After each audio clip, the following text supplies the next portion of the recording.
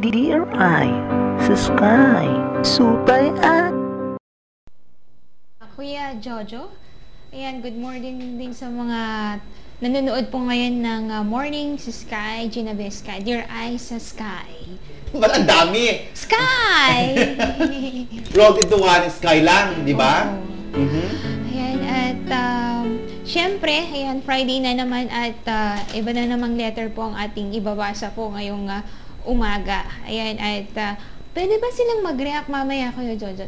Pwede. Yung number po ng Sky Cable, ayan, magpa-plus yan sa screen mamaya. Nasa screen na siya? Nasa screen na siya. So, pwede po kayong mag-react po mamaya. Maraming salamat nga pala kay Chanel ng Star Salon for my hair and makeup. Salamat po, Star Salon. Lakas anong boses mo, Gina? Ano ba?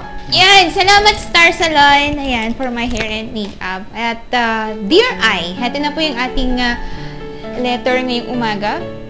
Magandang buhay. Itago mo na lamang po ako sa pangalang L. Ayan. L as in L. Yun. Nag-iisang babae at pangalawa sa tatlong magkakapatid. Fourth year college na po ako at kasalukuyang nag-aaral sa Mama Sue. Sumulat po ako upang i-share sa inyong sa mga tagapakinig, sa mga nanonood, ayan ang aking kwento. At para humingi na din ng payo. Ako po ay laking Maynila pero ipinanganak po ako sa Pampanga. Marahil nagtataka kayo kung paano ako nakarating dito. Eh syempre, nag-bus ko siguro. Nag-Luganti bus? Nag-tren? No. Ang aking ina ay tubong Kapampangan at ang aking ama ay dito naman po sa Ilocos. Ang aking kwento, Dear Eye, ay marahil naranasan na din ng iba. Pero magkaiba ng situations. Nangyari po ito year 2011 nang magdesisyon ng aking mama na nasa Pampanga na ako magka-college since may business din po kami doon. Kasama ko sa Pampanga sina mama at ang aking bunsong kapatid. Habang ang aking papa naman ay nasa Maynila kasama ang aking kuya na nooy gagraduate na po ng koleho. Ay pauwi na po ako noon galing sa school nang biglang kinarang ako ng aking bunsong kapatid bago ako pumasok sa aking kwarto para makapagpalit na dahil galing po ako sa school noon. Sabi niya, ate, hinahanap ka ata ng crush mo, si Elevin. Elevin. Ano pangalan? Elevin.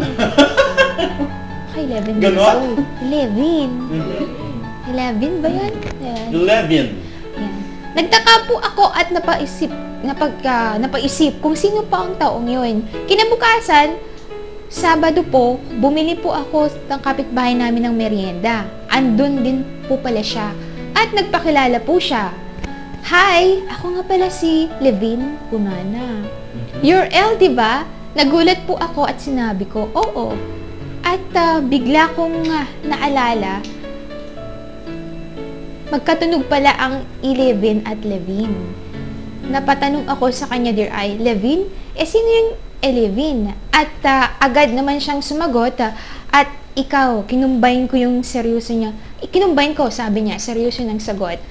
Pagkatapos ng Dear Eye, palagi na po siyang tumatambay sa bahay kasama ang mga pinsan niya na parang inaabangan ang paglabas ko. Dahil pag may bibilhin ng kapatid ko sa labas, tinatanong niya po ako. Sa totoo po, Dear Eye, hindi siya tambay na tulad ng iba. Oo. Ano? Ano siya? May work eh. May work. Actually, kaya po siya tumatambay dahil di niya ito nagagawa kapag school days. Estudyante. O kapag busy siya. Makalipas po ang ilang araw, wala pong klase. So he stayed. Kasi piniling pumunta sa dorm niya, Dear Eye. At ginagamit ang motorbike ng uncle niya para kumuha ng pasahero. At isang araw, dahil late na po ako, I've decided na sumakay ng motorbike like tricycle instead to wait for a van, Dear Eye. Pinara ko po siya agad, pero di ko napansin na siya po pala yun. Napansin ko lang po nung tinawagan ko ang classmate ko dahil late po kami. So, sa dorm po muna ako nang tinatawagan ko dumiretso. Nakilala ko po siya at nag-worry po ako sa kanya. At sabi ko sa kanya, uy, please, huwag mo nang sasabihin kay mama ha. At promise girl, pupuntahan ko. Promise girl, pupuntahan ko, hindi boy. At naku, wala pa akong barya at sumagot siya, okay lang, libre na para sa'yo. At umalis na po siya, dear ay. Umuwi ako ng araw na yon na nag-isip-isip, dear ay, na baka pagalitan ako ni mama pa kasi nagsumbong siya. Pero wala or hindi man po ako pagalitan, paulit-ulit niya po akong nahahatid hanggang sa naging close na po kami. At nang mag-umpisa na po siyang manligaw, sa totoo lang, dear ay, takot ako magpaligaw. O yung may papuntang lalaki sa bahay at aakyat ng ligaw, kasi strict po kasi ang mama ko. Strict Ganon? Okay. Kasi, siguro dahil only girl po ako at I'm only 17 that time. Pero di ko po alam bakit kapag siya ang pumupunta, di nagtatanong si mama kung bakit siya nasa bahay palagi o galit kapag may pupunta sa bahay. Tulad na lamang po ng ibang nagtatangka. At parang okay pa po kay mama na pumupunta siya. Marahil siguro every Friday night at Saturday lang po. Dear ay, dumating po yung araw na sasagutin ko na po siya at sigurado na po ako. Pero may pinapagawa po muna ako na nag-last for 2 weeks, dear ay. Yung ligawan niya po muna si mama or kunin ang loob nito para maging okay po siya kay mama o kami kapag tuluyan ko na po siyang sagutin. Isang araw nga po, dear ay, di ko po makakalimutan. Galing po kami ng mall para mamili. Nang nakauwi na po kami, marami pong dalang groceries si mama, dear ay. Agad niya po itong kinuha at bigla ding pong nagsalita yung pinsan niya, "Oh wow, Liv, papalakas ka kay mama ha?" At sumagot po siya, "Dear ay, ginagawa ko po at yung sinasabi ni Elle na ligawan ko muna ang mama niya bago siya." At pagkatapos po ng 2 linggo, desidido na po ako, yung tipong wala po akong pakialam sa sasabihin ng iba or magsumbong man sila kay mama, dear ay. Basta ang alam ko ay masaya ako at panatag ang loob ko at walang inaagrabyadong tao. Nasa labas na po kami noon dahil hinatid ko po siya, inakbayan po niya ako at hinalikan sa noo. Nang biglang nakita po kami ng pinsan niya at sinabing, "Wow, Liv, binabakuran na para, di na maaswang ng iba." Ha? At nag-smile na lang ako at sumagot si Levin, dear ay. At dun ko na po naisip at napagtanto na sigurado na nga po ako sa decision ko. Siguro naisip ko noon na yun na ang sign ni Papa Jesus, kaya sabi ko din po na bukas sasabihin ko na. Pero nung gabing yun po ay kinausap po ako ni mama na dito na lang daw po ako sa Ilocos ituloy ang pag-aaral ko. Dahil nalipat daw po ng workplace si Papa, dear ay. At susunod din po sila at hihintayin na lamang po namin makagraduate sa high school ang bunso kong kapatid. Kinabukasan, kinausap ko po si Levin at sabay sa pagsagot ko po sa kanya. Sa pag-uusap din po namin ay sinabihan niya po ako na uuwi ka sa Pasko at summer please. Sa totoo lang po, hindi ko alam kung oo or hindi ang isasagot ko or ewan kasi di po ako sigurado. Pero nag-oo ako, baka po kasi magalit po siya.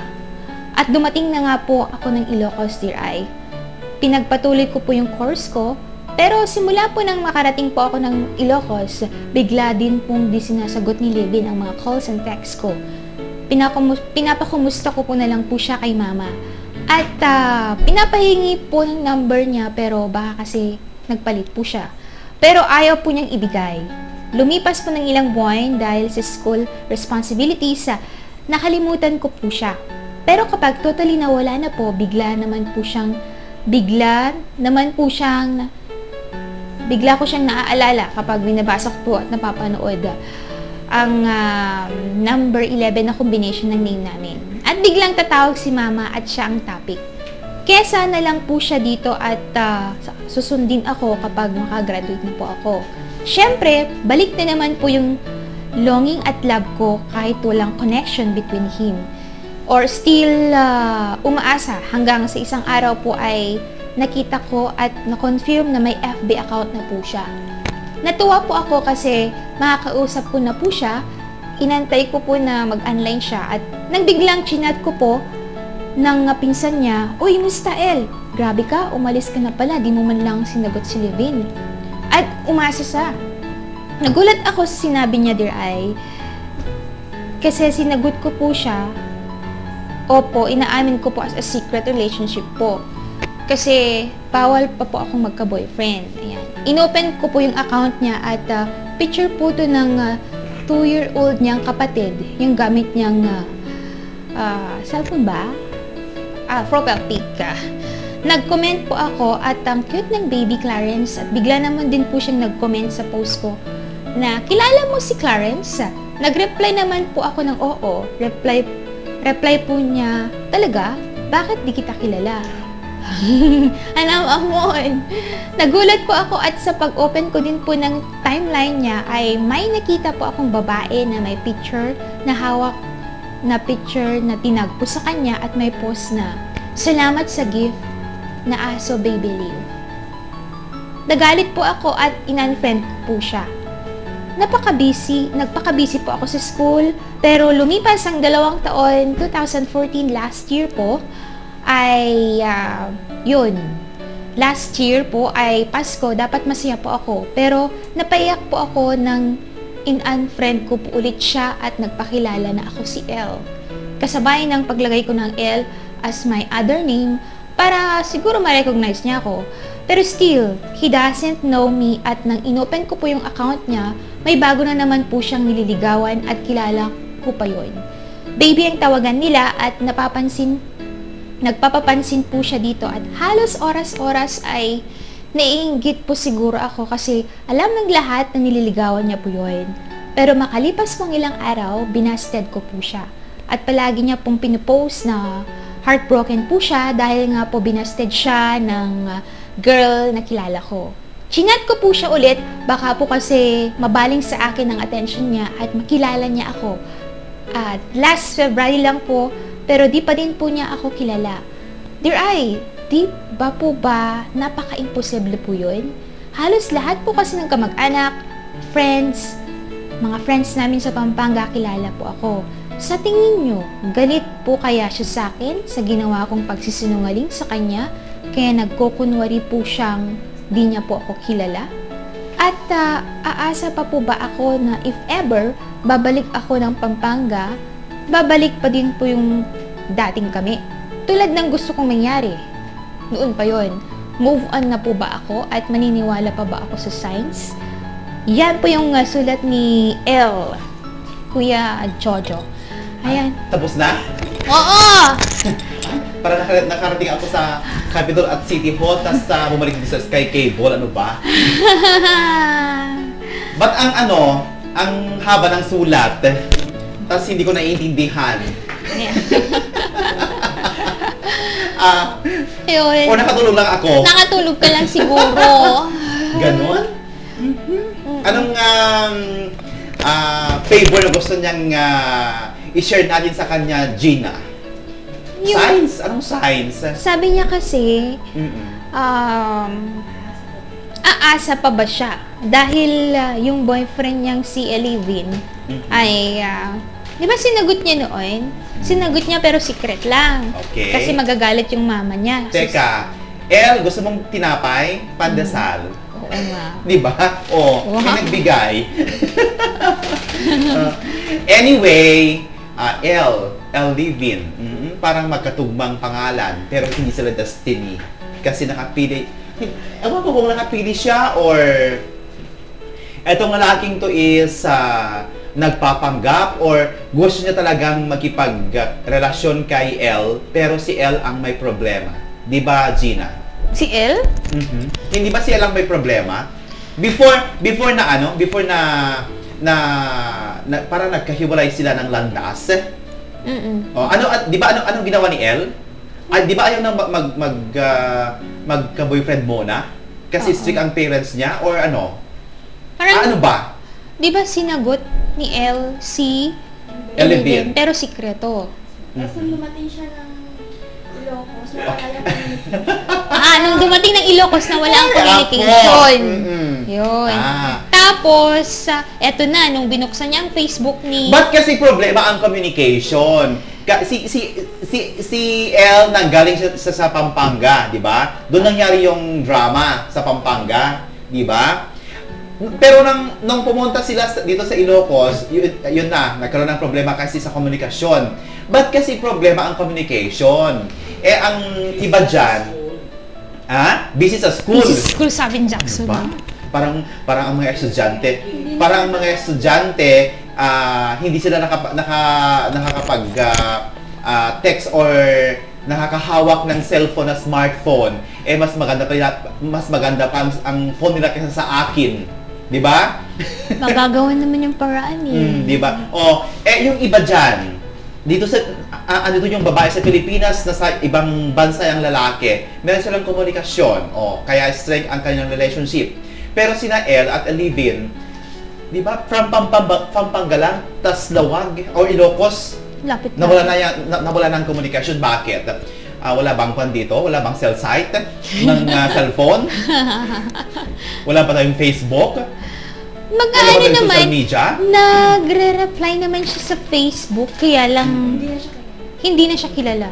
Kasi parang nakukunwari na siya, di ba? Ayan, huyo, mga gano'n na siya.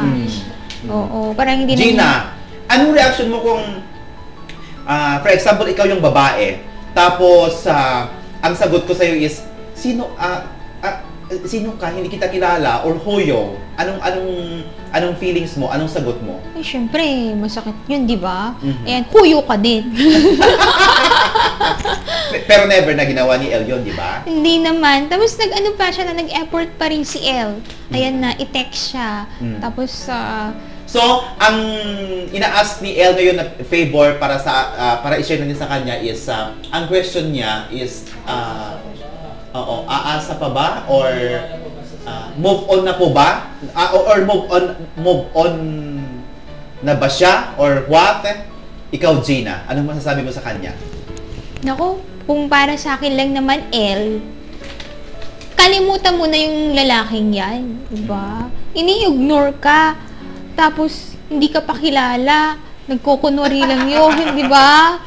Oo. At saka, kitang-kita mo naman sa Facebook. Nung una, meron siyang girlfriend na may kasamang aso.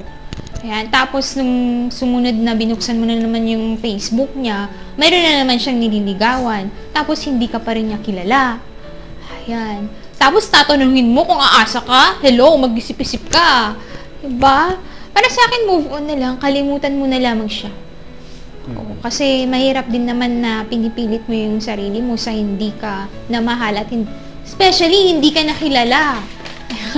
Paano mo mamahalin yung hindi ka nakilala? Although naman, kilala ka siguro, pero nagkukunwari lang yan. O, siguro natatakot lang sa'yo, El, na magsabi. May mga lalaki kasing ganyan na yung isa sa mga weaknesses nila ay yung pagsasabi na hindi na nila mahal ang isang babae. Kaya yun na lang ginagawa nila para titigil na rin yung babae.